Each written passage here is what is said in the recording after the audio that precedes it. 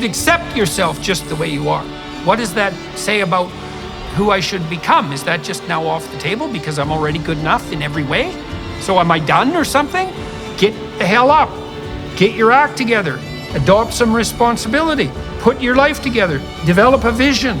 Unfold all those manifold possibilities that lurk within. Be a force for good in the world, and that'll be the adventure of your life. The link between violent video games and aggression is pretty damn minimal. What appears to be the case is that more aggressive boys like more aggressive video games, and there's not much of a causal loop there. You know, a lot of this identity confusion that I see among adolescents in, let's say, junior high, high school, and university looks to me like late manifestation of pretend play that should have occurred at about the age of 3. I'm particularly concerned, like as you said, about video games, not so much because, as you said, of the content, but because of how they outcompete some of these other more traditional nourishments. One of the most effective ways that we can kind of win in the capitalist system is to deliver something that is hyper-stimulating, that's very cheap. If junk food is flavor divorced from nutrition, then pornography is sexuality divorced from the context of relationships. Video games are thrill divorced from physicality, and they can play all day without any self-regulation from having to, the physical demands of actual rough and tumble play. They can practice shooting and running and jumping and all the things that I did as a kid, actually physically. It's not that bad necessarily on its own. The problem is that it's so easily outcompetes the actual thing that we need, which is the real physical play.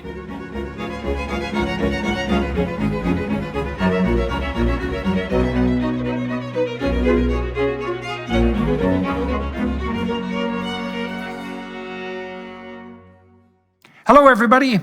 I'm speaking today on matters psychological and practical, I suppose, and hopefully also, entertaining and fun, as well as appropriately serious. I'm talking to Rafe Kelley today, who heads an organization called Evolve, Move, and Play. And I'm very interested, have been very interested for a long time in the role of play in the integration and regulation, not only of aggression, but also in the fostering of pro-social behavior at an embodied level. And there's a literature that has emerged over the last several decades indicating that rough and tumble play in particular is important for kids at very early developmental stages, probably from 6 months up to,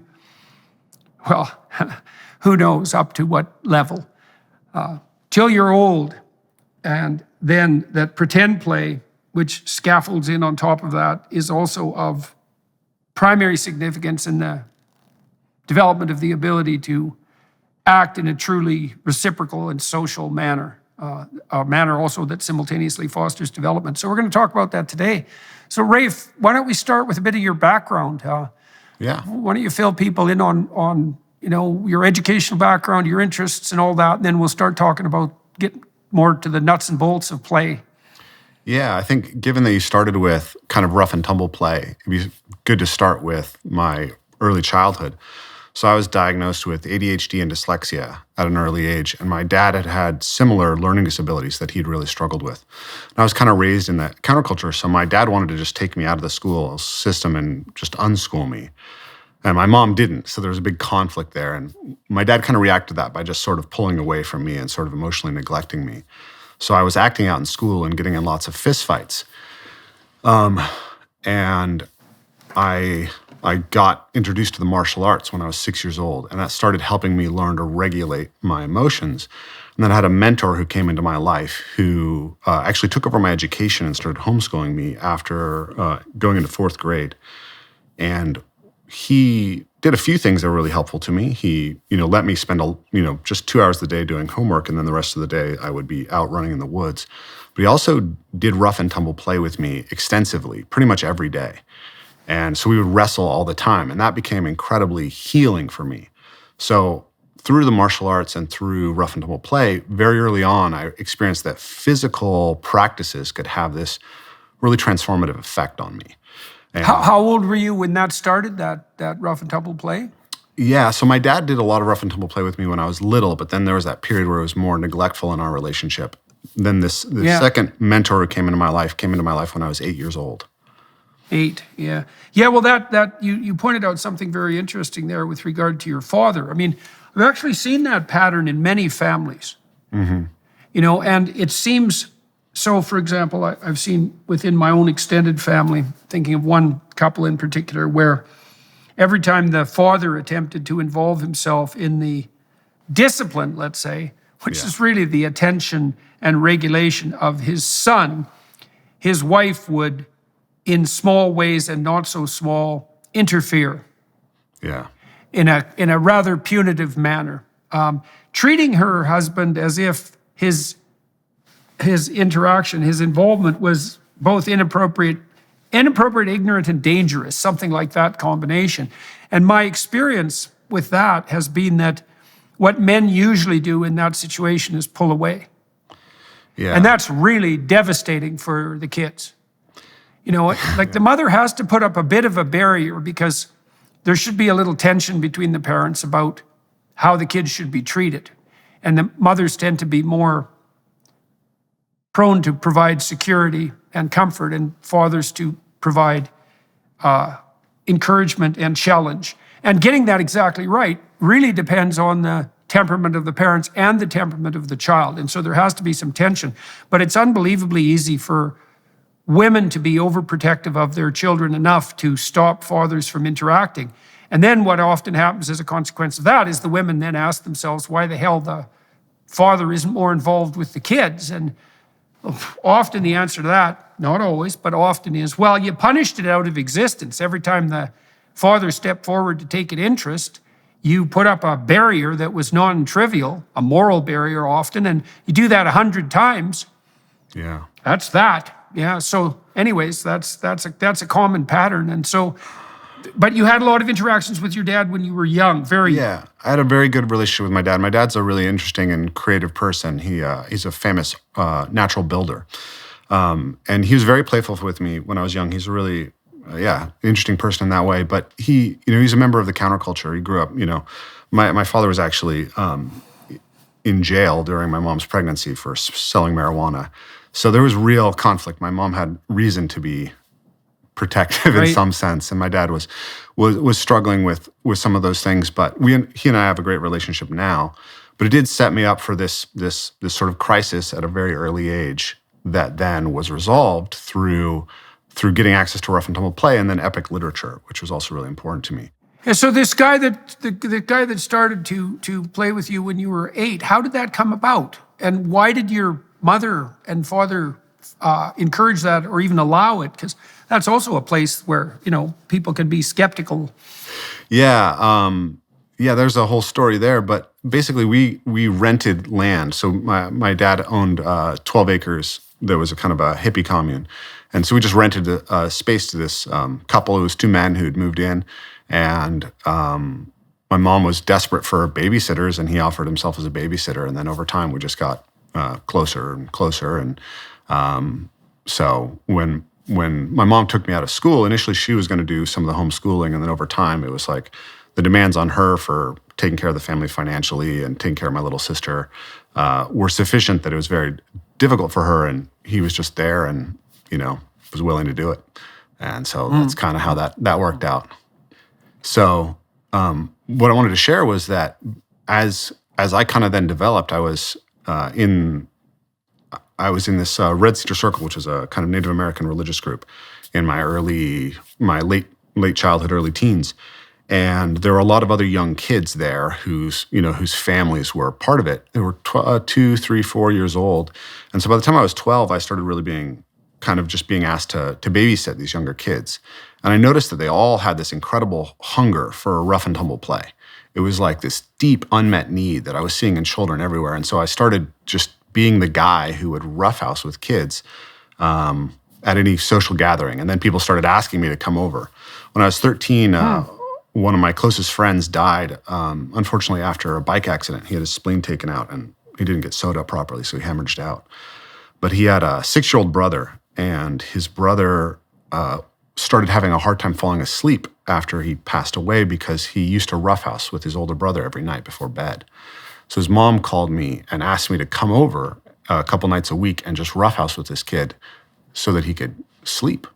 And so I developed a really close relationship with him kind of through that same relationship. So I get to kind of step into that role in facilitating rough-and-tumble play for younger children, starting as a young kid. And then I went on to work as a mentor for kids in my teens. And then I became a gymnastics coach. So independently, I'd also developed just an interest in general athleticism. And I started coaching gymnastics. And again, I had these young, crazy boys with tons of energy and found that they really just wanted someone who was willing to wrestle with them. And so I've kind of done that repeatedly, and I've really seen how much of an impact that can have. And so when I first came across the play research through a man named Frank Francich in his book, The Exuberant Animal, and I started digging into it behind that, and then came into Stuart Brown's work. And I'm not sure if you're familiar with Stuart Brown, but Stuart Brown was a psychological researcher as well, and he was looking specifically at spree killers, people who go out and kill a lot of people in one go. And he was looking for any kind of common trait in their development that would explain this pattern.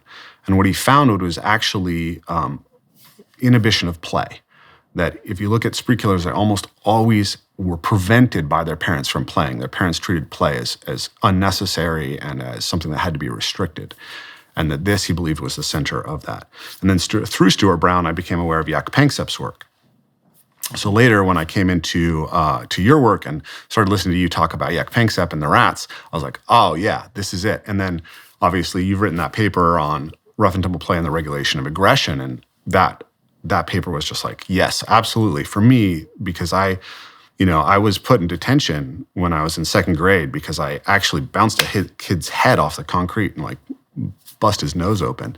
And it was only because someone was willing to go really deep with me into that intense physical play that I was able to let go of that need to express the aggression in the actual social situation and to develop empathy. That's what I think is so incredible about, what you've talked about and what I've seen is that we think that it's like just mocking out combat and building the skills of combat, but actually what you're really doing is learning the dance of recognizing how your touch and the way that you move with somebody, how that plays out in them. And then that's that kind of really building ground for empathy. Mirroring. Yeah. Well, there's, I have a great paper on my personality course website on the hypothalamus. Mm-hmm. The name escapes me at the moment of the author, but it'll come back. But it's on the hypothalamus. People can go to my Psychology 230 website on my home website under courses. And the gentleman who wrote that paper, who's a real genius, basically put a physiological scaffold underneath Jean Piaget's ideas about the expansion of reflex. And so, we think of empathy as something like theory of mind. Yeah. And that I can understand your pain, but that isn't, and it's conceptual, but that isn't really how it works, because you use your body as a platform to run simulations of other people. Mm-hmm. Like I had a friend when I was a kid, and he didn't have a father, and he used to come over when this was before I was in grade 6. My dad actually stepped in sort of as a surrogate father for him. And I used to wrestle with this friend of mine, and every time I wrestled, I got hurt. He'd stick his thumb in my eye or some damn thing. It was really awkward physically, Yep. And I realized even at that age, it was because he didn't know how to play. Yep. And that dance that you describe that's part and parcel of extended rough and tumble play, the reason it develops empathy is because while you're wrestling and playing in that physical manner, you get to see, first of all, where you get hurt, how far you can be extended and how far you can be pushed until the excitement and challenge turns into pain, and there's a limit there. And you want to actually play right up to that limit, which is the exciting limit. And then you learn that that's true of you and another person, but you learn it, right to the edge of your fingertips. You learn it about your legs. You learn it about your back. You have to learn that about your entire body, or you can't map someone else onto you. because you don't know how it feels. Well, that's really Yep. the fundamental issue. You don't know how it feels. And so in that rough and tumble play, you're laying a level of deeply embodied knowledge on top of emergent reflexes for motor control, and then you're learning to integrate them into an interpersonal dance. Panksepp showed, this is research you made reference to, that if you deprive male juvenile rats of rough and tumble play, which they do spontaneously and they like to wrestle, then they play hyper aggressively when you allow them to, like frenetically, desperately. And, which sort of reminds me of what you were saying about your expression of aggression. And their prefrontal cortexes don't mature. Yeah. And you can suppress their excess play behavior with amphetamines, which is Ritalin, for example. And so what really seems to have happened, and this is an epidemic, and it's an appalling epidemic, is that we have all these boys who are likely high in extroversion and openness, so very exploratory boys, some of them more disagreeable, so also that would make them also more, less naturally empathic, who are absolutely deprived of play. And so they're desperately moving because they need to, and then that's medicalized because the goal is to sit down and shut the hell up even though you're 6 years old. And, then the medication, the amphetamines suppress the play instinct. And this is really not a good solution. It's a terrible solution. It's not a good solution. It's a terrible solution. I wrote an essay on this for the Good Men Project back in, I think, 2016. It was just literally titled "Roughhousing, Not Ritalin," and that was exactly the thesis. What you just said is that we need to provide cultural spaces for this rough and tumble play to play out for young children. And I experience it all the time. I told you before we started recording that I have a 5-year-old daughter. I also have an 8-year-old boy and a 10-year-old daughter. And so I've been doing this rough and tumble play with them since they were little. And they've started training martial arts when they were little, 4 years old. And so they have friends over, and the friends realize that they're an affordance to wrestle, which they don't necessarily have anywhere else. And so I get to see how a lot of these kids who are desperate for this opportunity become very poorly regulated when they have an opportunity for it, right? What happens? Well, they don't know how to control their force levels. They don't know that it's appropriate to wrestle somebody and not to bite them or to throw things at them, right? Or they can't control their emotions. So one thing I have to work on with my kids is because they've learned jujitsu since they were little. They're used to doing chokes. And I have to make sure they remember, because if you put a chokehold on a kid who's never been roughhoused with, that will just destroy their emotional regulation completely. And so my kids, they don't for them all this stuff is very natural. They don't but they have learned, and they are learning, and it's amazing to watch how well they can handle it. And so my son, who's 8 years old, he's a little bit smaller for his age, or He's a third grader, and he's just kind of old enough to be a third grader. So he's on the bottom end of that class. So kids will kind of push on him because he seems like he's small, right? And it's amazing to watch him just not have an emotional reaction and be physically strong enough and balanced enough that when a kid tries to punch him, he moves out of the way and he grabs them and holds them with his hand and just stops them completely. So it's really an extraordinary power. Part of what you're pointing to there is that emergent tolerance for provocation, which is also really important later in life, say if you're married, because you need to be able to regulate your emotional response. And of course, the most direct provocation is going to be the provocation that you experience when you're directly physically challenged. And to learn to stay within the bounds of acceptable play while you're being provoked, which is exactly what's happening when you're wrestling, does lay the groundwork for civilized interaction. A lot of people, when they're married, they can't really have a serious conversation, They can't go down into the depths where the real reparation work might need to be done, because they're afraid that if they're provoked, they don't know what they'll do, And what do people do? They break down in tears and have a fit, or they get aggressive, or they respond inappropriately in an aggressive manner, and that can be physical very quickly. And then they don't know what they're doing, so they're very awkward in their aggression. They don't know how to calibrate it. And so because they don't have that underlying complex dance of provocation and response that's all calibrated. They can't ever risk provoking each other. Plus, the other thing they don't learn, which is really important as well, is that, if you're wrestling with someone and playing around, you kind of encapsulate the conflict and you give it a space to make itself manifest. But the rule is when you're done, you're done. Yeah. And then you just return to normal life. And, the other thing that people don't have often is they don't know how to bring a fight to an end. And so they won't start a fight because they're afraid that it'll never end.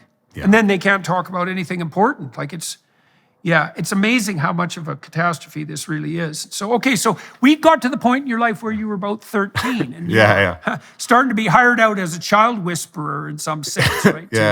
So you see that also. That's a good analogy because you also see that with dogs. If you're training a dog, absolutely. A lot of what you do with the dog is physical play. And if the dog starts to misbehave, the easiest thing to do with it is just flip it on its back and hold it down. It's like, no, when I say no, I mean stop doing that. And, you don't have to do that with a dog very often before the dog clues in. Inflation has consequences. As the Fed raises interest rates to combat out-of-control government spending, long-term bonds are diminishing in value, which is crippling the banks. Depositors are holding their breath and investors are bailing on bank stocks. Diversification has never been more important. The recent surge in gold prices is directly tied to an extremely volatile market. This is why gold has historically been a great hedge against the stock market and against inflation. Trust the experts at Birch Gold Group to help you diversify into gold. Text Jordan to 989898 to get a free info kit on gold. Birch Gold will help you convert an existing IRA or 401k into a tax-sheltered IRA in physical precious metals. With an A+ rating with the Better Business Bureau, thousands of happy customers, and countless 5-star reviews, you can trust Birch Gold to protect your future. Text Jordan to 989898 to get your free info kit on gold today. Then talk to one of their precious metal specialists. That's Jordan to 989898 today. The parallels between why play is so important in humans and dogs are the same. Like one of the things that I found early on in my research into what became Evolve Move Play was actually I was training a dog and I read a book called The Serious Puppy Training Book or something like that.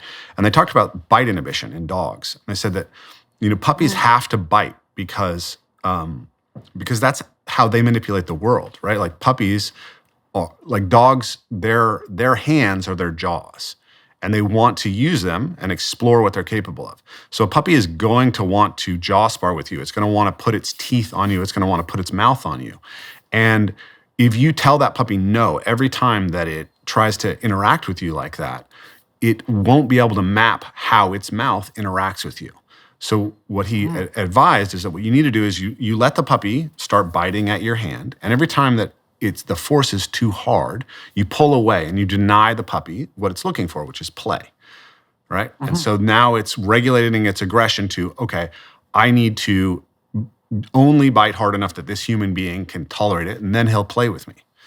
And over time, then the dog develops bite inhibition. So dogs that are not allowed rough and tumble play, it turns out, are much more dangerous as adults because they can't regulate the impulse to bite. When they bite fully.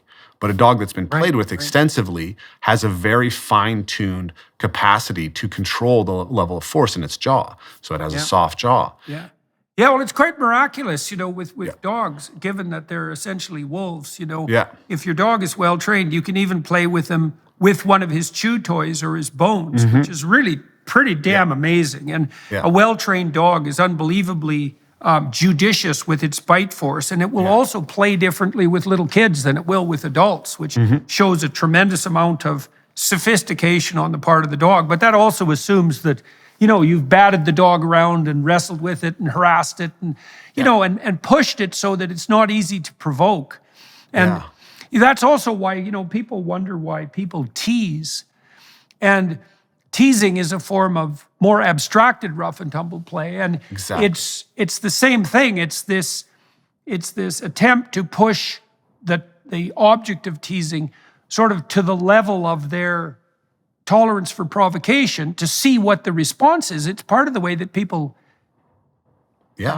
assess each other profoundly. Like I told this story in my book about this guy, Lunch Bucket, that came to work on the rail crew with us when I was working on the rail crew in Saskatchewan. And no one had ever played with Lunch Bucket, that's for sure. And it was pretty obvious to everybody that he was still under the unfortunate dominion of his mother, because she had packed him his lunch bucket when the appropriate thing to do socially was bring a brown paper bag that wasn't, too special, which was also interestingly true of our high school, and Lunch Bucket didn't take kindly to being teased about his lunch bucket, and the level of provocation that the other guys aimed at him just increased, and it got to the point where people were throwing rocks at him when he was on the crew. But the reason for that was because he couldn't be trusted. If you provoked him, he would respond with too much aggression. Yep. And that was an indication to everyone, even though no one really knew this, that he wasn't properly socialized, and then could be a loose cannon if in a dicey situation. Yeah. And the other thing too, I think that teasing, it's also an attempt to initiate play. Yes. One of the things you see with kids is that when they meet each other on the playground is they'll immediately challenge each other. They sort of start out assuming the other kid is like younger and less developmentally able. Yeah. But they ratchet that up quickly to see if they're at a peer-to-peer level. And then they play on the edge. And that'll make kids friends. If kids can play as peers on the edge, then they become friends. And there's a lot of mutual provocation in that. And that's partly the extension of that capacity for emotional regulation, as well as the extension of the capacity for creative interaction. Yeah, if we go back to that rough and tumble theme, like I made a lot of my closest friends after fistfights when I was in school. It was like we had to provoke each other to that level before we could, say, drop into a point of trust with each other in the kind of redneck culture that I was growing up in, which maybe wasn't so dissimilar to where you grew up. I wanted to go back to something you said earlier, because I wanted to reflect a couple of things that I learned from your work, specifically in this idea of how the rough and tumble play is this game that scales up. That what I think is so profound about like J.J. Gibson's work and some of these people that we're referencing is you actually can't see the meaning in the world if you can't act it out, right? What we perceive is actually dependent on how we can act. And so when we engage with something like rough and tumble, we're actually mapping in the different potential meanings of touch. And when we don't get that opportunity to engage in rough and tumble play, what's actually happening is that we're losing the map of what a physical interaction can mean. And the other analogy of yours that I really love is the analogy of resolution. So how many pixels are in the picture that you have of physical touch? Yeah. And I think what's happened in our culture is that we've denied people so much basic touch and so much basic rough and tumble play that we've sort of collapsed the picture of touch to sex and violence. And so you'll see kids engage in play, and you'll see adults who are absolutely on the edge of their seats because they can't see the difference between healthy, productive play and violence because they don't have a refined map. Yeah, no, that's an extremely useful analogy. And like everybody's map is complete of everything, but maps differ very much in resolution. And that, the biblical term for sexual congress is knowledge. Yeah. And that's partly because, sex is a form of play. It's a high form of physical play. And it's very properly practiced, let's say, it's extraordinarily high resolution. And that's part of that detailed exploration of the physical landscape and the increase of the resolution of the map. And that's definitely all part and parcel of exploratory rough and tumble play. I mean, part of the reason that people are loath to allow their kids to engage in boisterous play is because, as you said, their maps are so low resolution that they can't distinguish between true aggression and pretend aggression. And so they're often people who are afraid, for example, of dogs because they can't distinguish a dog with its tail wagging, its mouth hanging open, that wants to play and is making maneuvers in that direction. They can't distinguish that from an aggressive onslaught. This is why you see in schools this idiot insistence that, there should be no competitive play. Yep. Because the teachers who push that doctrine have been played with so little that they think all play, which is a form of competition, it's cooperation and competition simultaneously, they think all that's just properly lumped into the category of aggression. And then they think all aggression should be suppressed. And it's absolutely, it's awful for young boys, but it's awful for women too, because the boys then end up awkward with low resolution physical maps, and they can't dance and they can't move, and their emotional regulation is volatile, and I think to quote Jordan Peterson, it's a complete bloody disaster. what we're doing to children. Right. When I first started Evolve Move Play, Mercer Island, which is one of the school districts that was near us, had banned tag, like completely, no touch-based games. And they had shortened recesses to 7 minutes. And their justification for this was because children couldn't play for longer than 7 minutes without experiencing conflict. And this is Jesus, isn't it, man? It's so absurd, because it's like, how are they ever going to learn without these things? Well, the thing is, people who take that tack assume that enforced zero conflict equals peace. Yep. When you talked about this experience you had with your friends, that often you had a fight with one or more of them. And, that's another thing that's quite different about boys and girls, because boys will often, even with their friends, push conflict to the point of an actual fight. And that generally does exactly what you said. It either, if two boys face off each other and are willing to fight, generally they won't pick fights with each other anymore. That usually brings it to an end. And it's not that rare for that to turn into a friendship, which is also very, very interesting and strange thing. During this season of Lent, we are called to abstain from luxuries and instead more deeply embrace our faith.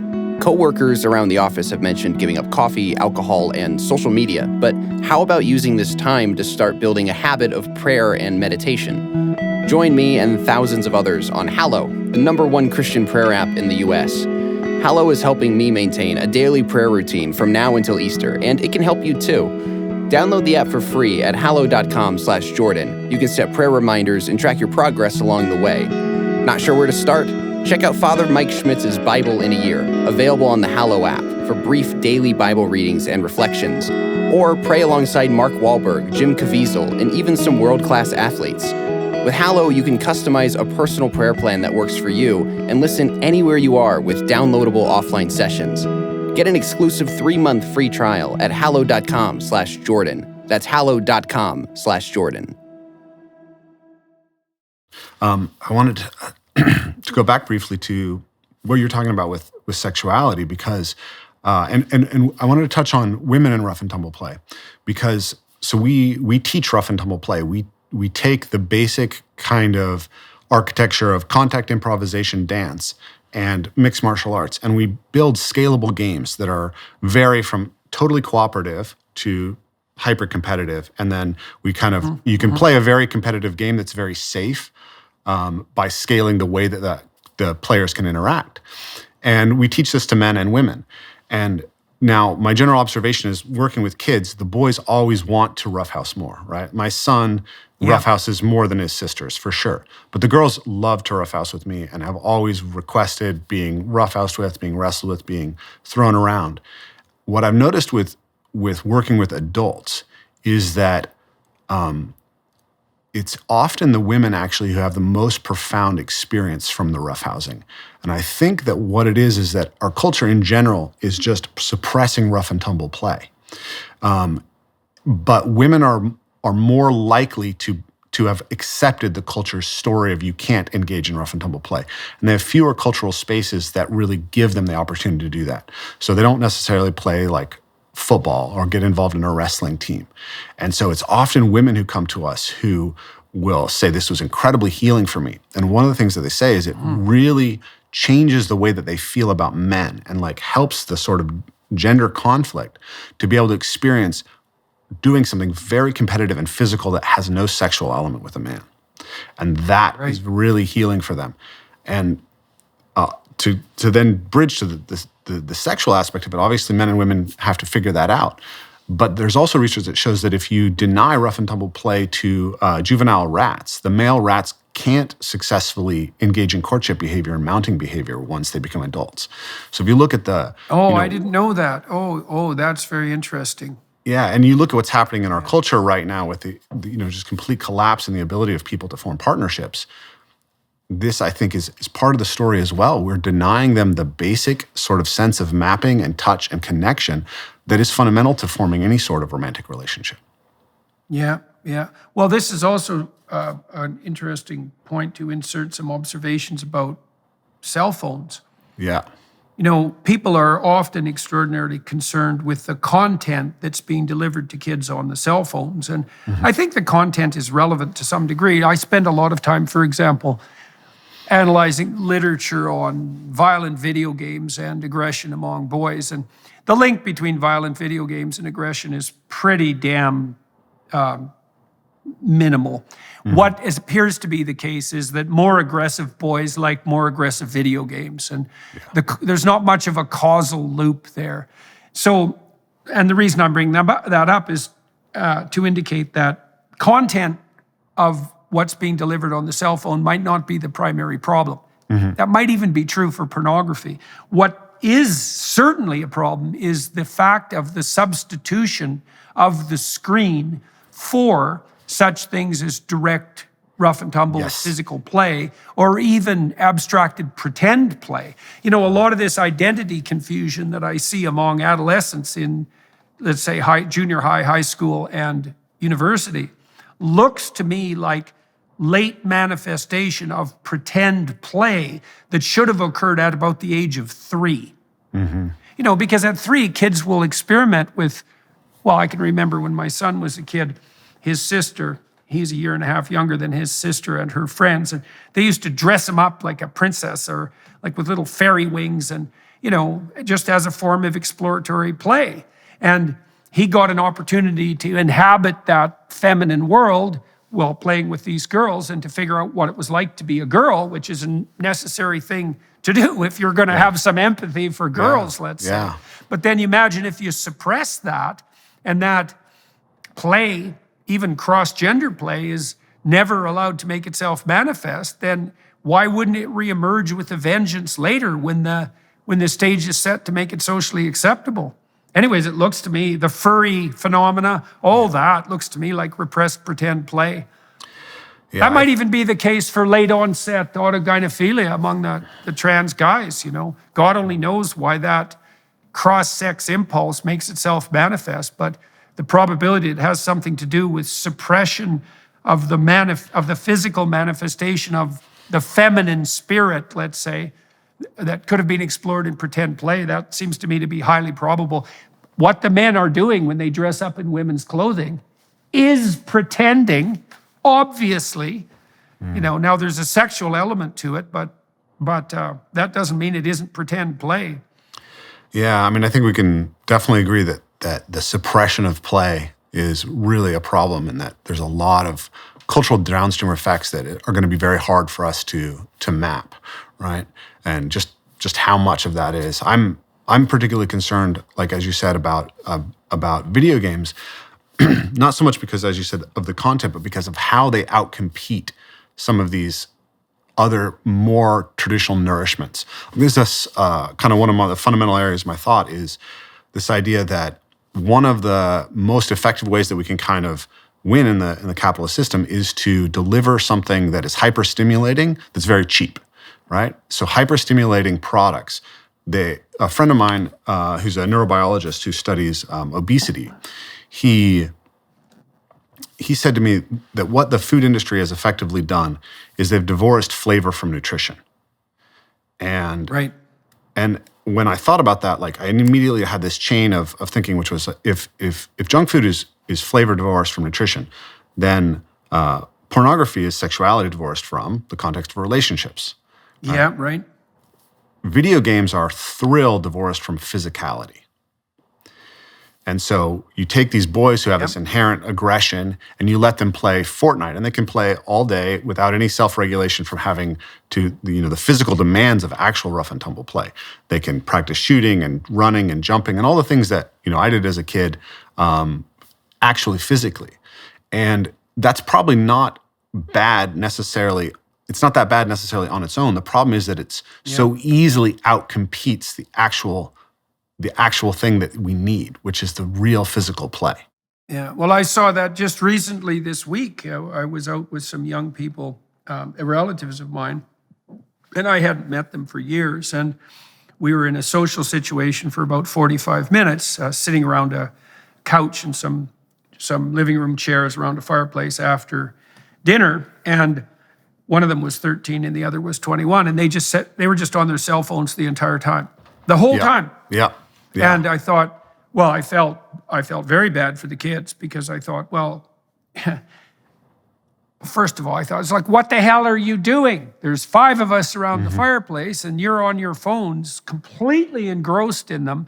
And I don't know what you're doing on your phone, but whatever you're doing, you're not being here now with actual people. Yeah, absolutely. And I think their whole lives are like that, and part of the reason kids are so confused about their identity is because their identity is never played out in the actual world. They're in these virtual delusions. Because what you're describing is actually a kind of delusion, right? It's an artificial world that isn't properly mapped onto the real world.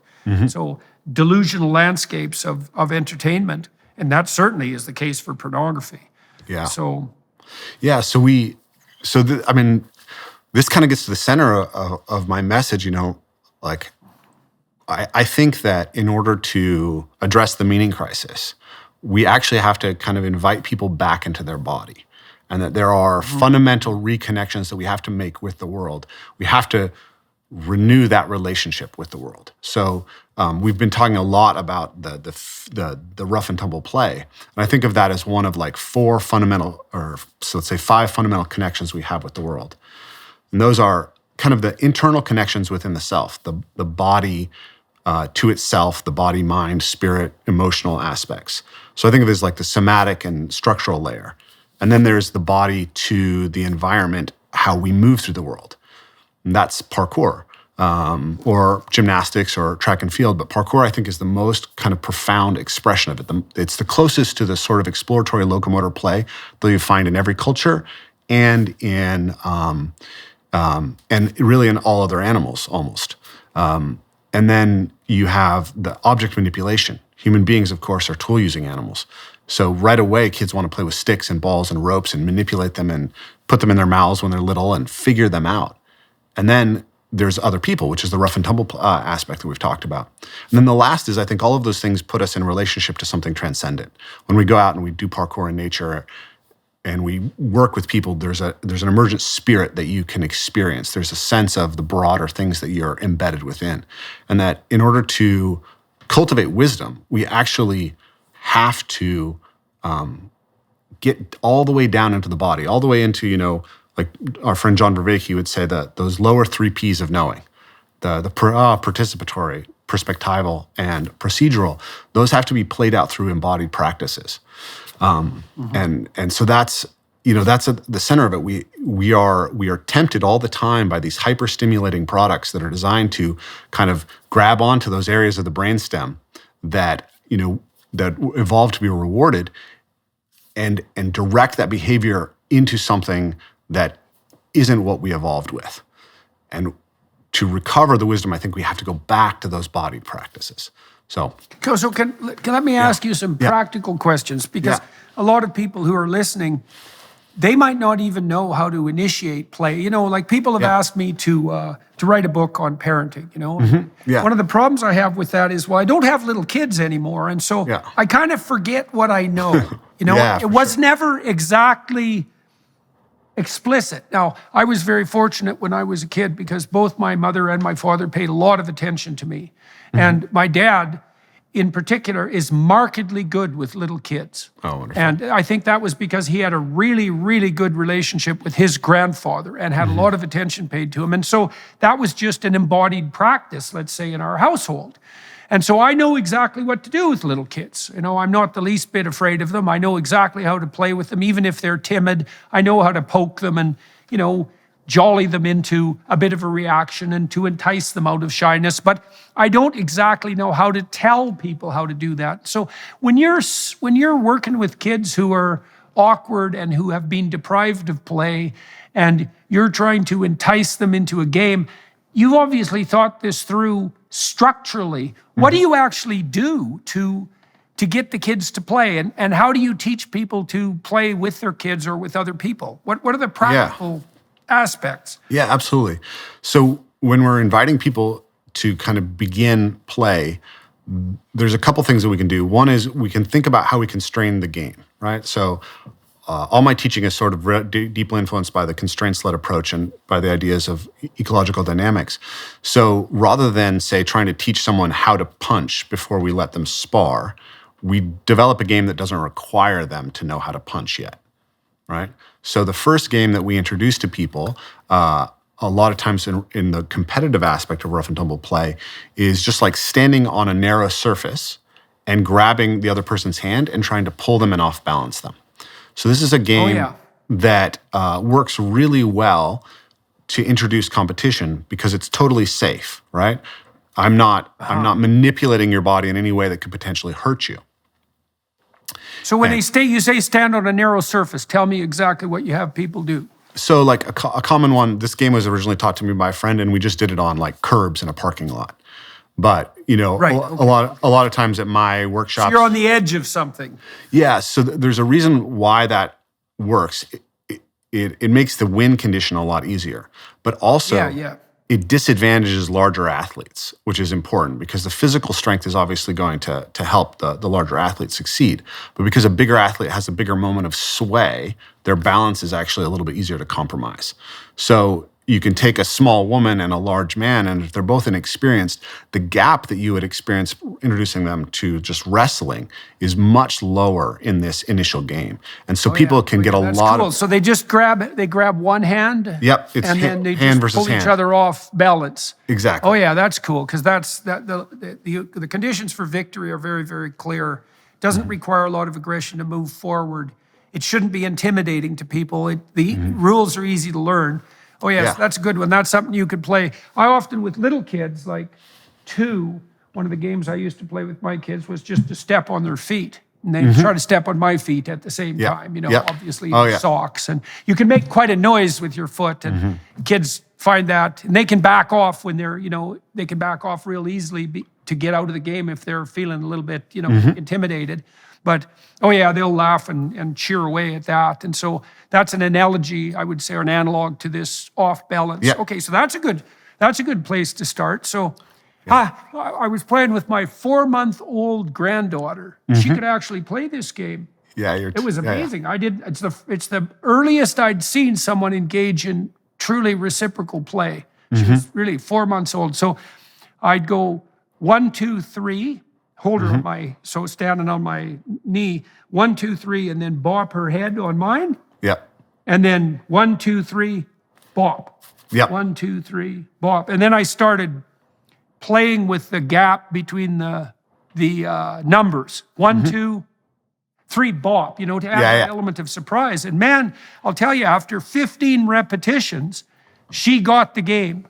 That's wonderful. And so that was really cool because it was, it involved that immediate touch, But so there's this, it's kind of like peekaboo. It's like there's a predictability and then a surprise, which is part of a game. But it was a harmless initiatory game. But it was really something to see that she caught on, and it's theme plus variation too, which is something you see in musical play. Yeah. Okay, so you have people try to pull each other off balance. I imagine so how do people react when you first introduce them to that idea? Like, what's the range of reactions? Well, what's interesting is in the past, more so in the past when people were less familiar with my work, I'd get a fair number of students, almost all of them women, who would say, I want to participate in everything, but I don't want to do the rough and tumble play. And it would be like, okay, we'll get to it, and you can choose not to if you want to, but if you see it and you want to do it, please step in. And what we find is that people will tell you, I'm scared of this. I've never liked physical aggression, anything like that. and you give them this opportunity to play a game that's highly competitive, that they have a sufficiently high probability of winning, right? The 30% that Jaak Panksepp says, right? And that feels totally safe, everybody enjoys it. Without fail, for 10 years of teaching this drill, I've not had one person who's come to a seminar who has not been lit up and smiling and laughing by the end of playing that game. Yeah, I wonder what that laughing signifies. When I used to go work out with my friends in Boston, one of our games was, especially during a bench press, was to crack a joke and make the person laugh, because you lose all muscular control when you laugh, eh? Mm-hmm. Which is extremely interesting, because laughter produces a physiological cessation of the ability to be aggressive. You just have no muscular tension. And so there's something about laughing that's indicative of genuine safety and peace, right? And it's indicative at a very low level, because it's pre-conscious laughter. If you laugh consciously, it's forced and fake. It has to be spontaneous. And so you see people doing this competitive off-balancing game, let's say, and you get joy and laughter. And I think that's a deep physiological reflection of the observation that there really is safety and peace and play happening in this space, right? It's a celebration of that. Yeah, if we go back to the idea we were exploring earlier, that like these things are actually fundamental to how we attune and develop a real map with somebody, right? What you could, what I speculate now, just off what you said, is that the laughter is occurring because it's a signal of like really rapid attunement between two organisms, where they're actually learning each other on a much deeper layer than even verbally is going to offer. But you'll find the same thing if you're meeting someone and you have a good dynamic in a conversation. Laughter is going to start to generate. And I think it's a signal, of that sense of safety and that joy that you're experiencing. Obviously, that's telling you this is valuable, this is worthwhile, this is something that you want to come back to and repeat. And so that sense that there's a way to compete, a way to interact with somebody that's deeply mutually affording of development. Yeah, right. Yes, exactly. That's the spirit of play, that mutual affordance of. I was remembering when my wife wasn't played with a lot when she was a kid. She had a pretty good sense of sharp verbal play, and she was physically comfortable in a lot of ways because she did a lot of yoga, but she hadn't been played with a lot. And I can remember a couple of events. So we were mock fighting at one point, and she came at me with her fists, and I grabbed her hands and I went like this. And it actually hurt her a little bit. And I said, well, when you go like this, you open your hands. Don't you know that? She said, no, she'd never played enough to know that, someone grabs your hands when you have fists and brings them together, you open your hands. Well, so I showed her how to do that. And then another time, she was sitting on the couch and I had a pillow and I went like this. Which means, look out, a pillow is coming. So I went like this, and then I threw the pillow and it got her.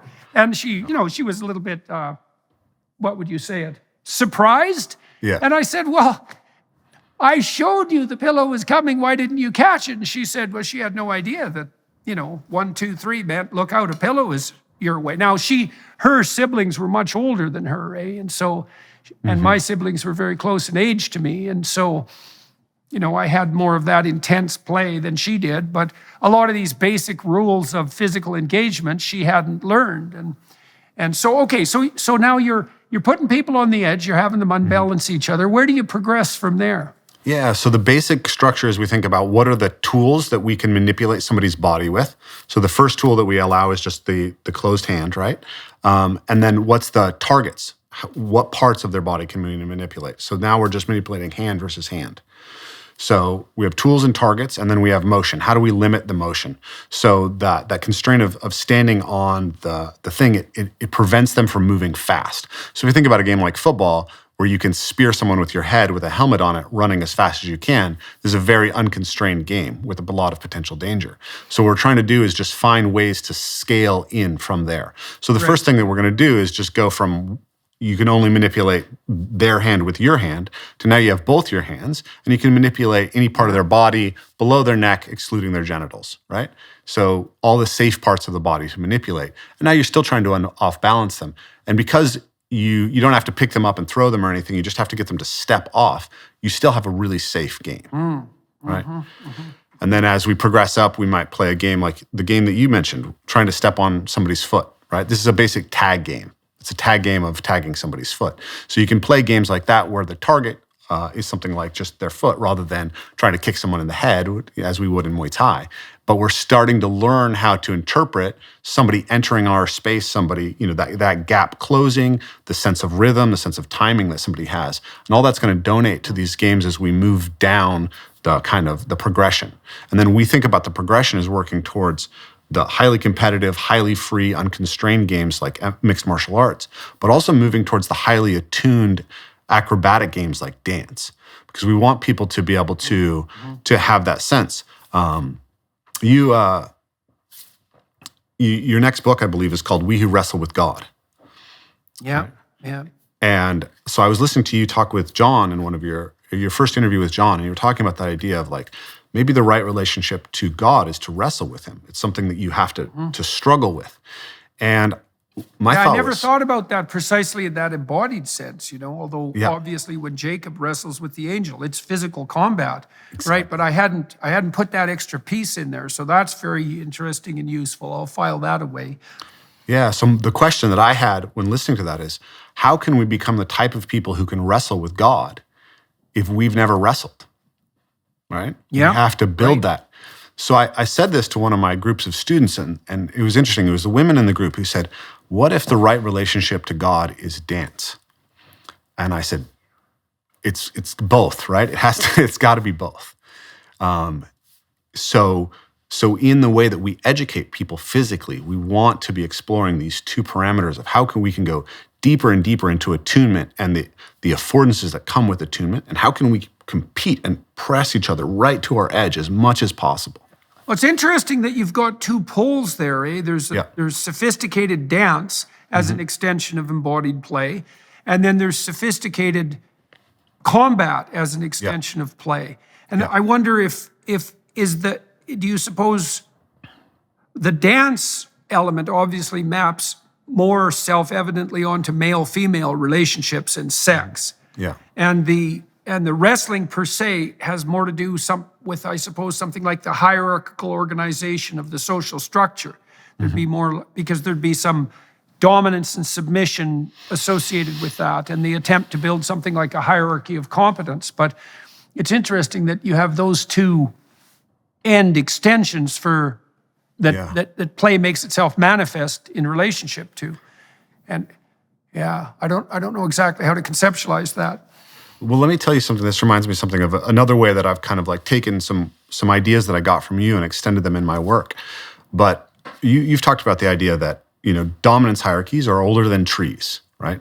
You can look across the animal kingdom and find that there's forms of non-lethal agonistic combat by which we determine the dominance hierarchy.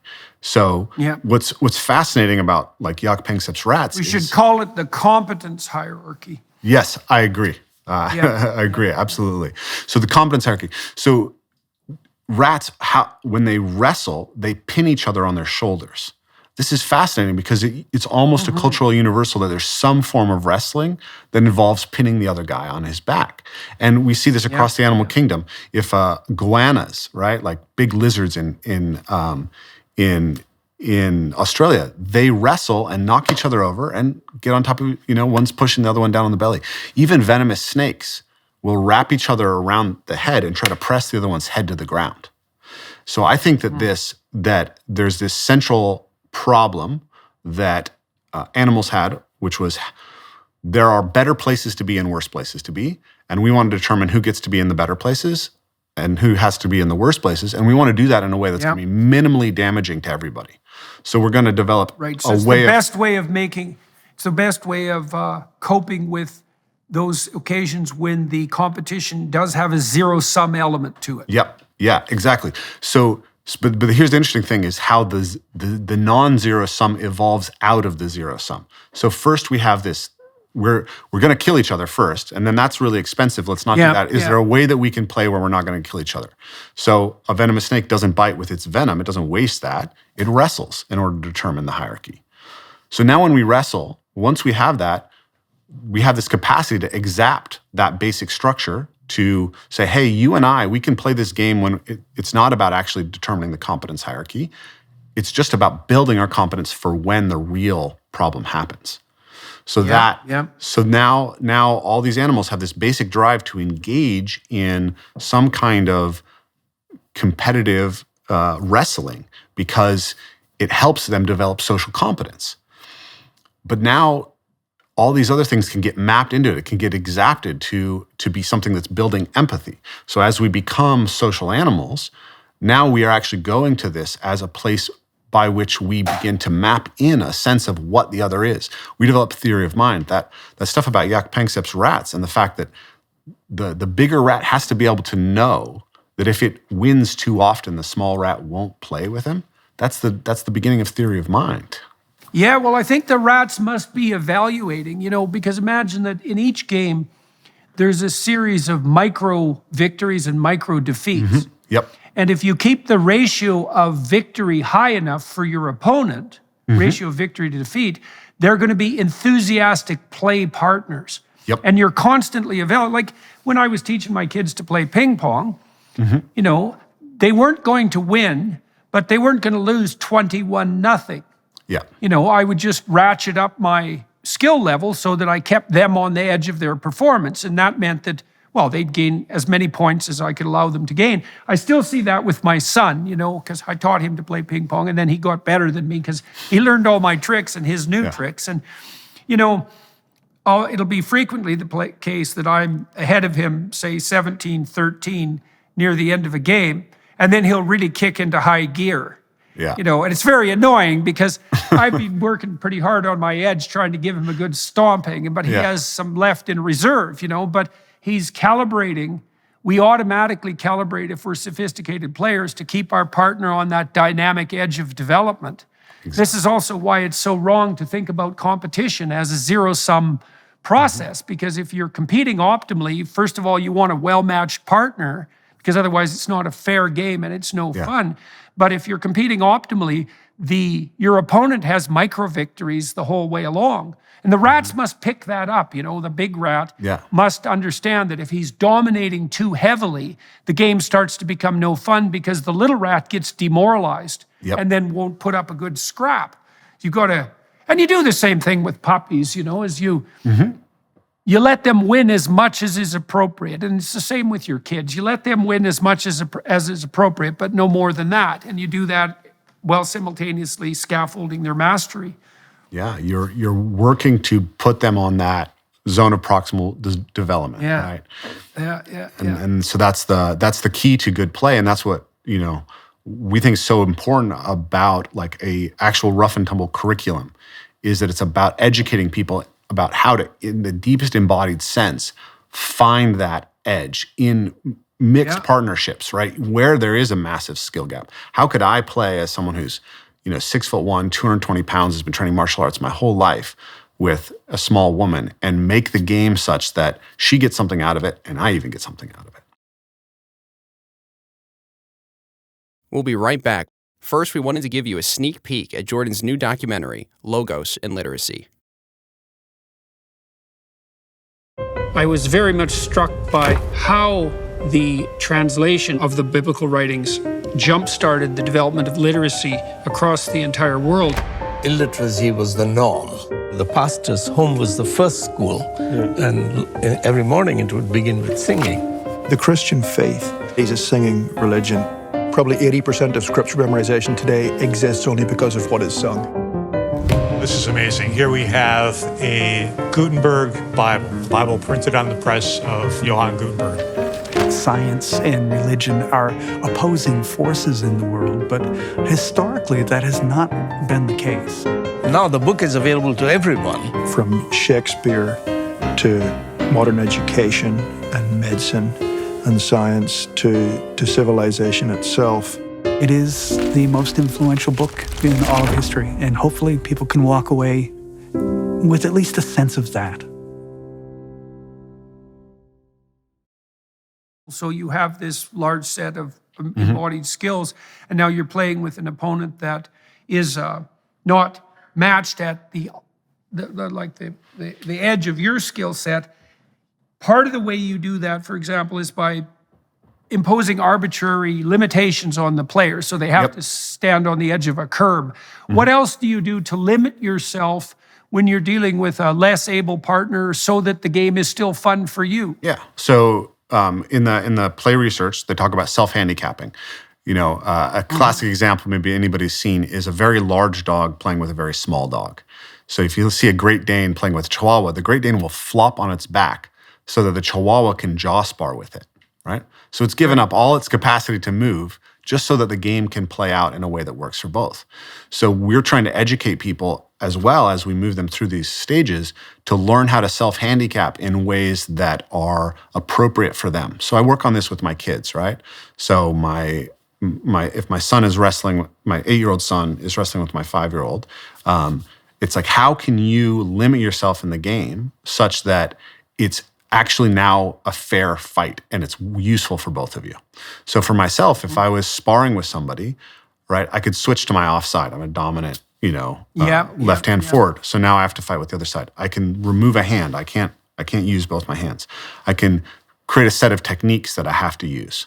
So I can only use, I only give myself a point if I do this thing, not some set of other things that I might be really good at. Right. I can limit my motion. So you adopt a set of limitations until Exactly. you're evenly matched, essentially. Yep, that's the goal, is how do I find that level of limitation? So for my son and my daughter, they might have a race, and I might say, okay, you guys want to race, we can put her ahead, or we can maybe have you run on all fours and she gets to run on her feet. And then they get something that's mutually rewarding. Right. So let's talk a little bit too about, so we talked about the curriculum of development, and you use basically the equivalent of incremental behavioral exposure, is that you're setting people in a non-threatening initial, highly structured situation, and then you remove a constraint at a time, essentially, as people scaffold up their ability to play. How does the parkour, we should define parkour for everybody, because not everybody listening will know. And why don't you introduce that into it? Because that's also the person against the world instead of the person competing against another person. Yeah, this is the perfect bridge. So I found parkour when I was 23 years old. And I'd been doing gymnastics for some period of time before that. And it's very interesting because I remember really clearly, I was very influenced by The Lord of the Rings. And I remember really clearly as a young, I'm like 12 years old, realizing that there were no dragons to go out and slay physically. And so when I saw David Bell, the founder of parkour, jumping between buildings, I had this really deep sense that you can do something heroic in life, but the challenge isn't necessarily a dragon out there. It's the fears that are inside you that would prevent you from being able to do what you're going to do. And so I started practicing parkour, and I fell in love with it, and it had this transformative effect on me. And so over the years, I've been like, what is happening with parkour? What is going on? Sorry, just to define parkour for a moment. Parkour is a discipline of learning to overcome obstacles that came out of France in the late 90s. And so it's associated with jumping between buildings, but it doesn't have to be buildings, right? It's just finding obstacles in the environment, running, jumping, climbing, moving on all fours to try to surpass and overcome that obstacle. I could think of it as just playing with obstacles. And I think fundamentally what it is actually just exploratory locomotor play. You've talked about the example of, again, the rat model, right? If you drop a rat into a new environment, it'll first freeze, and then it will explore the environment, but then it will actually play with the way in which it moves through its environment. It will add variation to how it moves. And by doing so, it's actually mapping all the potential pathways in that environment and increasing its behavioral flexibility. Mapping the affordances and the obstacles, you bet. Yeah. Exactly. So that's precisely what we're doing with parkour. And I think it's so interesting because we're literally mapping meaning into the world. What you develop when you start doing parkour is something called Parkour Vision. So you've been walking through the world for years, and you see a wall, and a wall just means a place you can't go in, right?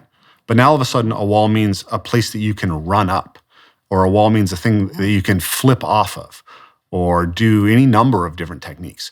So that wall is now much richer for you. It literally is a source of reward to see a wall, because the relationship between the walls actually code movement that you can use. And Right. and so that's how it maps meaning into the world. And then there's this sense that you're acting out the heroic archetype every time that you go out to do parkour, right? It is embodying that meta myth, because you'll be walking and you'll see a jump that calls to you. And that jump is it's undifferentiated. You don't yet know what you can do. And it has promise, right? Like if you do it, it's really cool. It's exciting. But if you fail, you might get hurt, right? And especially as you scale up your abilities, like the potential dangers can become very, very high. And so you get to play with and recognize what it's like to experience fear at a really deep level. And then you get to go through the physical process of, how does my body handle this fear? What do I need to prepare myself? And then how do I make the commitment and make the jump to the other side? Right. Well, it's a great form of play symbolically, because, the landscape is one of pathways, affordances, and obstacles. That's basically how the world lays itself out for us. And, you can avoid an obstacle, but the highest art is to transform an obstacle into an affordance, right? This is no longer an obstacle. It's something that I can use to facilitate my pathway forward. And that's the highest form of play. I mean, one of the things I've learned quite with some difficulty, let's say over the last 5 years, is that the most adversarial obstacles in the form of, let's call them pathologically narcissistic and destructive journalists, are actually afford the most serious play, because the more intense the attack, the more potential there is in making your ability to contend with it manifest. And that's a very strange thing to learn, but it's, and it's not a game without high stakes, but man, it's something to think about, is that the highest art of mastery, the highest form of mastery, is to turn the worst obstacle into the most remarkable affordance. Absolutely. There's something deep about that, that you may know this, you probably do, that we calibrate a lot of fine actions with opponent processing.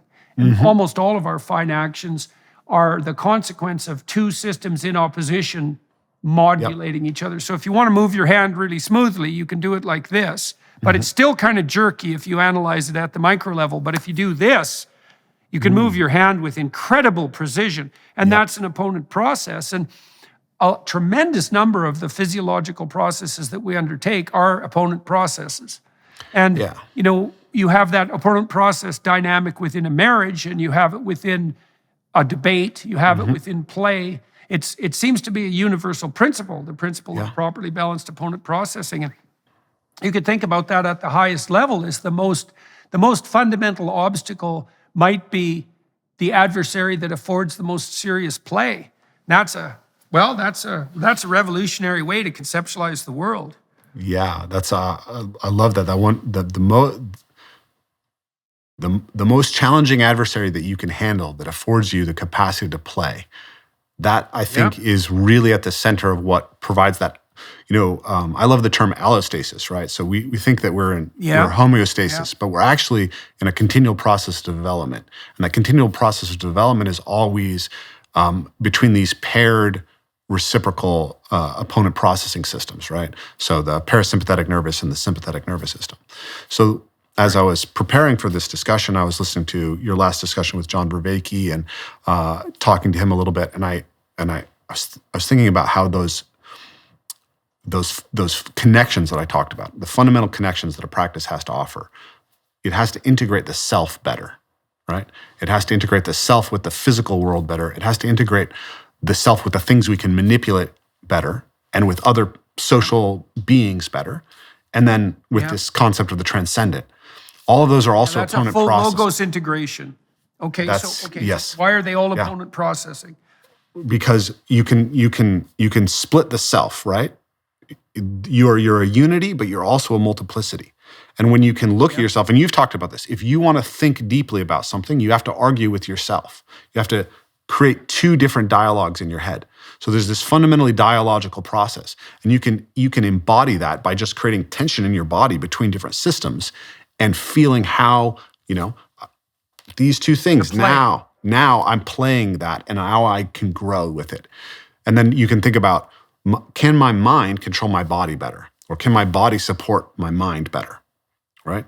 And all those things can be in dynamic opposition. And obviously, once we get to parkour, right, that body environment practice, the environment is the opponent, right? And I'm learning to have greater and greater mastery, greater and greater affordances available to me through that relationship.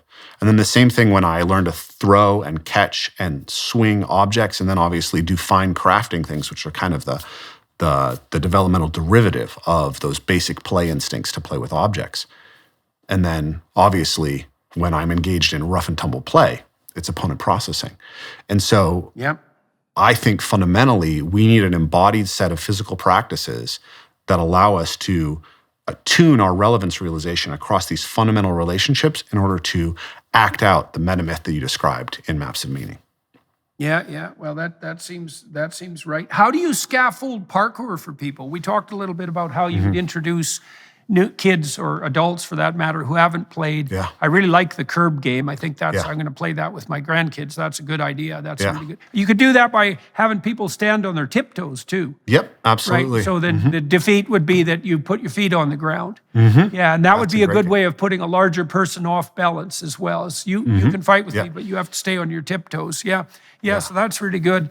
So, but how do you, because I haven't done anything like parkour, and so I'm kind of wondering, how would you introduce someone, or how would someone introduce themselves to that realm? Yeah. Well, if you think about it as exploratory locomotive play, everyone's done parkour, right?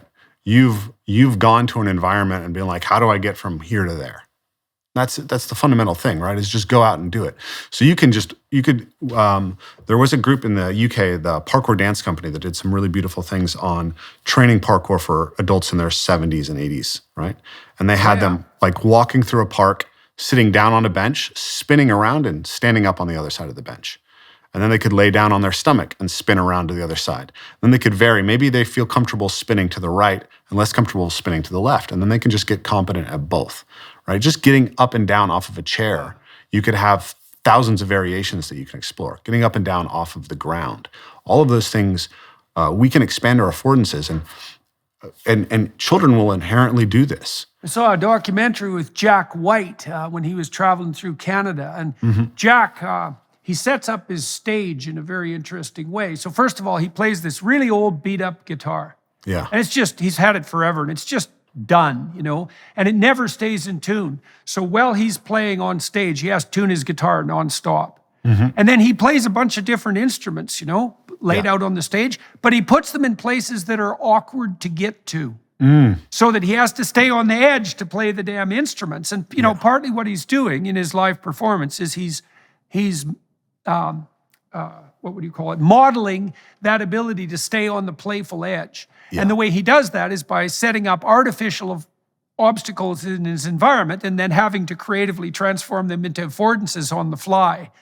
And so that's really, he's very wise. And Jack White's a particularly interesting musician because, he's got that real heavy metal edge, kind of Led Zeppelin-esque heaviness to him. Yeah. But Jack is his lyrics are extremely optimistic and positive, and he's extremely playful. And so he's a master of that transformation of the obstacle into the affordance. He's basically doing parkour. He's creating a locomotive challenge to be able to access his instrument so that he can get a deeper experience of play and share that with his audience. That's right. So one of the things you recommend is, like, even if I wanted to get up out of my chair, I could use my left foot instead of my right foot, right? Just vary that so that, I see. That's very interesting. You could spin on your way up. Yeah. You could. Right. What are the relationships? So, just like contralateral versus ipsilateral. So I'm going to put my left foot on the ground on my right hand, and then I can switch to the other side. Then I can lean everything on one side, right? I can do a spin as I stand up. There's so many little fine-tuned variations that we can find once we take on this exploratory ethic in relationship to our movement. And as we do that, we're going to be refining and making more sophisticated the body. And I believe when we put that in dynamic relationship to these other sets of practices, we get to extract those insights out and create a more coherent, complete approach to character development. Right. Well, we can think about that two ways. One way is that you're mapping a broader set of possibilities onto any given object. Exactly. And the objects aren't objects, they're affordances and obstacles, they're not objects. And so you're expanding your map of the possibility of the world in your relationship to it. And so that is an expansion of the meanings of the world. But the other thing you're doing too, we can imagine if I concentrated for a month on doing things left-sided instead of right-sided, I'm going to instantiate a series of neurophysiological changes, right? So I'm going to start building new motor maps, and that'll be a form of neural growth and neural regeneration. I'm going to redress the imbalance between the two sides of my body.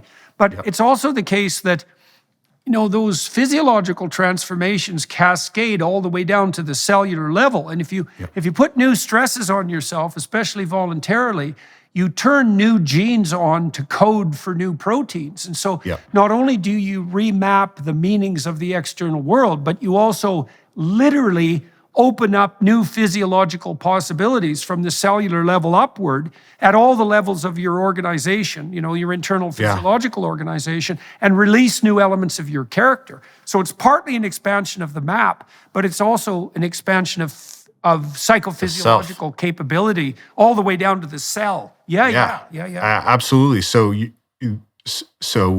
we map the meaning into the world, and the meaning that's available to us in the world is always contingent on the action capabilities within the self. But what was so beautiful about the way that you just said that, it made me think so much of like the Jungian concept of the self, which again, you introduced me to. But the self is that highest potential, that second self that's laid out over time. And so what you're pointing out is that when we engage with these physical practices, we are actually, in some sense, being able to bring into the body a more complete representation of that self. Yeah, you bet. Well, you can imagine that coded into the DNA. The DNA is a repository of potential. But the potential won't make itself manifest without the requisite demand, right? It has to be, the stress has to call the potential into being. And so that play, maybe it's left-sided play, it's going to produce a new form of stress. That's a new kind of demand, and that's going to unlock new potential. And part of that self, Jung likened that self to the oak tree that's implicit in the acorn. Yes. And so it's a potential that could expand itself out into space in a variety of different ways, but that there are many potential trees inside a particular acorn. You could think about it that way. The oak is going to develop differently depending on the soil that it's placed in, but that's the case for all of us at any moment, is there are still many potential selves that are locked into the potential of the DNA coding, and that can be enticed outward with the appropriate voluntary stress. The other thing that's interesting about that too is imagine that not only are you calling on as of yet unrevealed physiological potential right down to the cellular level, but you're also practicing the physiological instantiation of a particular spirit. And the spirit would be that of voluntary challenge, right? So all the practices you're describing are undertaken in the spirit of voluntary challenge. And so while you're becoming better at each skill, you're also becoming better at manifesting the spirit of voluntary challenge. Absolutely. And that's like a meta spirit, right? And there's no reason to assume that isn't encoded in genetic potential as well. And so that idea of communing with the heroic ancestor, if that's part and parcel of the process of ancestral communication, ancestral worship, let's say, if that expands out to something like, it expands out in the Jewish writings into like apprehension of God himself. It's the realization of that implicit potential. It's the practice of the realization of that implicit potential that actually constitutes the union with that spirit. Yeah, that's beautiful. I was literally just reading. I read through all the beginnings of the chapters of Maps of Meaning yesterday, and the chapter on the hostile brothers. Right, in the middle section, you talk about the idea that there's two sort of transpersonal archetypes that we can play out, right, at the individual level. There's the spirit that takes on the idea that the world is inherently good, and that I can reveal that good through interacting with it. And then there's the spirit that sees the insufficiency of the world and falls in love with its own rationality, and that gives rise to a kind of tyranny. And I was thinking about, I feel like the digital worldview that the mechanistic digital Cartesian worldview that is sort of predominant right now, it is much more that second spirit, and that in order to step outside of it, in order to reground ourselves, we actually have to physically embody what that is. And that's exactly what these practices do. They take you into acting out that heroic archetype, that exploratory heroic archetype. And as I've built my ideas over the years, what I've seen is that like parkour can be transformative, but it can also fail to transform, because it's only one way in which we relate to the fundamental aspects of reality. But when we put it in dialogue with these other aspects of practice, all of a sudden that transformational capacity is increased. So why does it fail, and why is it so necessary to put it in context with the other practices? Yeah. Or why can it fail? Yeah. When I started parkour, I felt like it had dramatically transformed me. And everyone around me who's starting parkour at the same time, we all had this, messianic. I mean, part of this is just developmental, right? We're all late adolescence in some sense, early 20s. And there's, you're going to be messianic about whatever collective identity that you take on. But nonetheless, we did have this feeling. And then over time, what I noticed was that people would talk about the changes, but I wouldn't necessarily see the change. Or then other people came into discipline who were hobbyists and they didn't really see the transformative power. So I started asking, how do we get that transformative power? And like the big one that I see all the time is like parkour is predominantly a young male sport. It's like 90% young men who do it. And a lot of times they are kind of nerdy kids. They didn't have a strong sport background. They're small and, not physically strong when they start. And they come into the sport and they develop these beautiful, incredibly strong physical bodies. They get healthier. They change their diets. Their skin clears up. And all of a sudden, they're literally physically beautiful young men. And they're hyper courageous, right? They can jump between buildings and do multiple flips, but they still can't talk to a girl. Right? Right. And it's like, you talk so much about how this has made you courageous, but in this very fundamental thing, you are not expressing that courage. So if we're practicing insufficient generalization. Exactly. So in any practice, I believe we need to recognize that the local game is always kind of a distraction from what actually we're trying to accomplish, which is that general adaptation to the metagame. So if we take on parkour as a practice and we think about it as a practice that builds us towards the metagame, then that's automatically going to start, I think, potentiating the transfer. But then we can ask, is there just a better way for me to cultivate courage right now? Maybe I need to go do Toastmasters. Maybe I need to go to a contact improv class. And when you start to kind of schematize that you need connection and attunement across these fundamental axes, then you can start to piece together the areas of your character that are right. So how did you lay out the axes again? You talked about internal integration. Yes, you talked about integration between people. You talked about integration between the sexes, let's say, and you talked about integration in relationship to the natural world. So those are all different domains of games. Yeah. And you can think of the metagame as emerging out of all those domains, right? You have to be mapped to yourself, you have to be mapped to other people, you have to be mapped to the other sex, you have to be mapped to the world. Yeah. And you can't concentrate on any one of those at the expense of the other without becoming optimally, you're not optimally balanced. Yeah. So the five that I've been using are the relationships internal to the self, right? And those are structural and psychological. The relationship between the self and the physical environment as a set of obstacles and affordances we move through. And then you could nest this within that, but I think it's useful to separate out as human beings the objects that we can manipulate, right?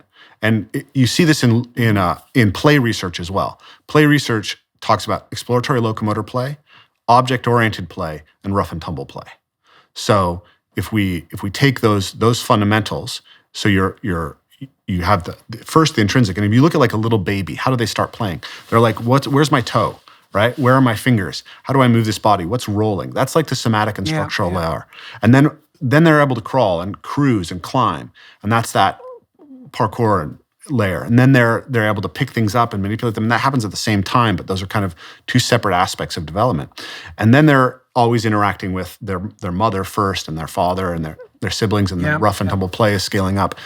And then all that in some sense is nested in these higher spiritual aspects, which I think are also, you've talked about the development from exploration behavior to play to ritual. So you can see that development there. So those are the 5 axes. And then within, obviously, the interactive element, we have, sort of like intersexual, like how men learn to deal with men, how women learn to deal with women. And then you have the intrasexual, and then there's obviously the romantic and sexual aspect of that, which obviously dance is an extraordinarily important aspect of that, as you've explored. Does that all make sense the way I've laid that out? Yeah. Well, I like the idea of it's nice to lay out the different landscapes so that people have some sense of the different domains in which mastery could be pursued and accomplished. And it's also useful to point out that you don't want to allow the practice to become an end in itself. Exactly. Right? I mean, the purpose of becoming great at basketball isn't to become great at basketball. It's to become great at being a human being. And that's going to involve a lot of teamwork and a lot of coaching and a lot of mentoring and a lot of fair play and maybe attention to the structure of the sport itself, all of that. But exactly, you don't want to make your discipline a dead end. And Precisely. That idea that it should be generalized is extremely important. Yeah, and so because that otherwise you could get locked within your subculture, and that's when things get kind of cult-like. Yes, and I've seen this repeatedly. Every practice that I've seen someone say is transformative, I've seen that there's a dark side to it. So in parkour, you can say, I'm going to go do this jump, and that's going to make me more courageous because I'm facing down my fear. And it can absolutely do that. But there's also this weird way in which you can become a place in which you can reinforce the image of yourself as courageous as you're failing to act it out everywhere else in your life. It's like, no, I'm too afraid to talk to my Well, parents. that's a video game problem too. Yeah. Exactly. Same thing. Yeah, so then take something like meditation, Vipassana, right? You're learning to calm yourself down, to be focused. But then I've seen people who get trapped inside that state and they can't access it outside of it. They can become even more fragile. Their equanimity can become more fragile through the practice. So, but if you take parkour and you take a focus practice, the focus practice helps you actually attune to and get into flow state within the parkour. And the parkour actually creates an arena in which you can test whether your meditative practice is actually having the effect that you're looking for. So by having these opponent processing relationships between all these different practices, that's why I believe that is fundamental to a real cultivation of wisdom. Right. So tell me about your enterprise per se. Like if people go onto your website, for example, what do they find? What do you offer? And how can people engage in this and duplicate it, for themselves in their own lives? Yeah, so we have a website, evolvemoveplay.com. On there you can find online courses that can get you started. They start with parkour and then add in elements of other things. So we have our online courses. People can check those out. And then we teach retreats. That's really the center of what we do. So we're in the middle of kind of selling this year's retreats. We have some soft spots left. So if people see this and want to join us, they probably want to get on that first. In the retreats, that's where we're able to go deepest into this full experience, because we talk about those 5 fundamental practices that I mentioned. It's 4 fundamental practices that afford 5 connections. But then we also go into the mindfulness practices, which are kind of a derivative of the somatic and structural layer, and then into the nature connection practices, learning about the world that we experience and being able to craft and use it, which comes out of those second 2. And then into the dialogical, right? So this is something that John Vervaeke, again, our mutual friend, has really helped us with, is like adding in some of these deep dialogical practices so that we're getting people in conversation, and then doing circles, and then in storytelling and even in theatrical elements to get all of these things sort of coming together. And then there's a ritual aspect to it as well. So we have 2 So 5 what would days. people experience? Oh yeah, sorry, go ahead. Yeah. Obviously, you can lay that out. Tell me exactly what Yeah. happens when someone comes to a retreat. Absolutely. So we have 2 5-day retreats and 1 8-day retreat in the summer. And when you come, essentially we'll pick everyone up, and then as they arrive, we will take them through a set of practices that involve both physical aspects, and they're very gentle, sort of rough and tumble aspects, and dialogical aspects, so that they can get as much of a sense of attunement to everyone else in the group as possible right away. Then we'll have dinner, and we, kind of make as much, local, fresh food as we can to support people, because the food element is a huge part, actually, of how people bond as well. And doing that right is really important. And then we'll have an opening ceremony. And that opening ceremony is a way of creating commitment and bond in the group, and of sort of exiting the world that we were in before we entered this. So actually, use a piece of this. So I had a bunch of really intense stuff going on with business and some political stuff in my community that was taking my attention when I got the news that you and I were going to have a conversation today. And so I was like, I need to let go of all of that so that I can show up best for this conversation with Jordan. So I went down to there's a cliff with a beautiful pool of water underneath it. It's about 15 minutes from my house walk. So I walked down there, and I did a little mantra saying, I'm going to let all that go. When I hit the water, I'm washing all that away, and I'm going to be focused on this one thing that's central for me right now. And so I did a mantra for 5 minutes, and I did some qigong practice standing on the top of this cliff. And then I jumped into the water, and I came out, and sure enough, I was so much more ready to be focused once I exited the water. So we'll do a similar type of process with someone when they arrive for this retreat. And then over the course of the retreat, we'll take them to a bunch of beautiful spaces. So there are spaces where we, as I mentioned, jump into water from cliffs. There's actually a tunnel through a waterfall that we have access to and can take people through. And that's a really intense rebirth experience. To actually climb up through this tunnel where water is pouring down on your head is extraordinary. And then there's driftwood on the beach that we teach parkour in, and there's sandy beach that we wrestle and do all the roughhousing practices. And we even play some team sport type games going up this hill of sand, and it's very nice because it's safe because of the sand. And then we have these beautiful trees that we move through. Human beings are descendants of 60 million years of arboreal evolution. So we take people back into moving in the trees. And we take people up to alpine lakes and swim in the alpine lakes. We take people to natural water slides. And every day we're sort of weaving together the basic fundamental structural practices with learning how to move effectively through the environment, with learning how to move effectively with other people, and with playing games with balls and sticks and ropes.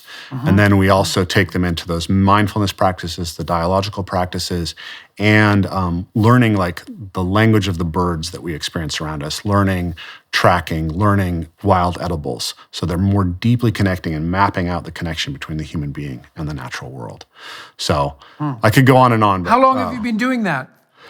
This is the 11th year that we've been offering these retreats. Oh yeah, and so how many people have you offered the retreats to about now? I'm not sure. So the first few years, we just did one retreat a year, and we take approximately 20 students per retreat. And then the last few years, we've been offering 3 retreats a year. So maybe 300 people, something like that. And so what do people report? What's their experience? And do you have any sense of what the longer term impact is in their life? Yeah. I mean, so John said I think he said it was the most transformative experience of his life, which is extraordinarily. Oh, yeah. Yeah, that's an extraordinary feather in my cap, right, to hear that from That's John for sure. Vincke. Yeah. Definitely. Yeah. And so why did he feel that?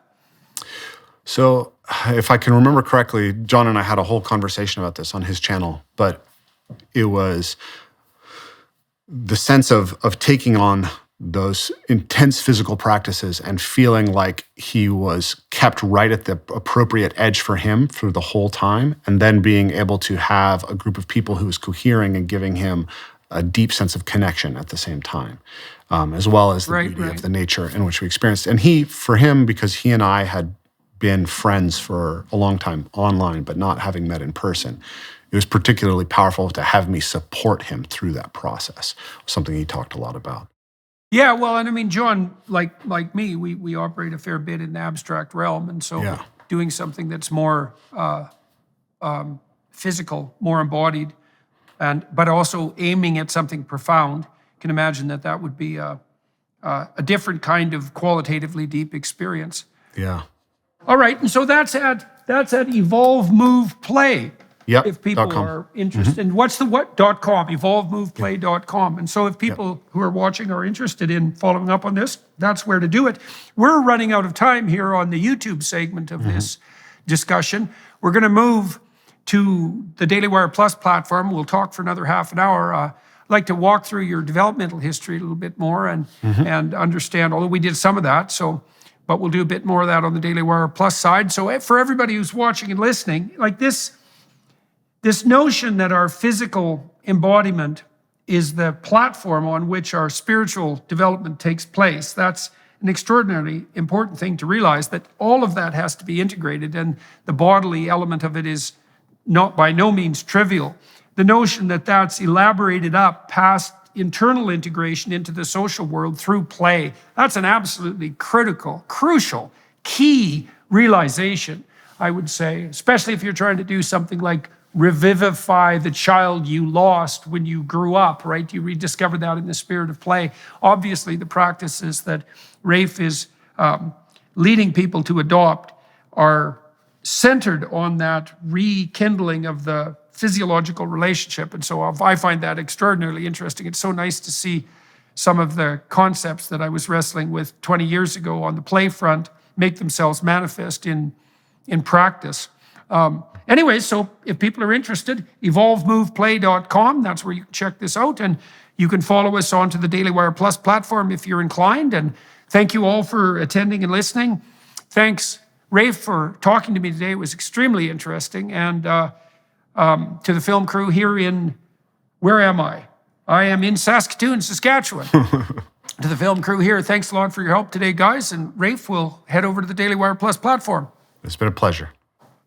Good talking to you. Hello, everyone. I would encourage you to continue listening to my conversation with my guest on dailywireplus.com.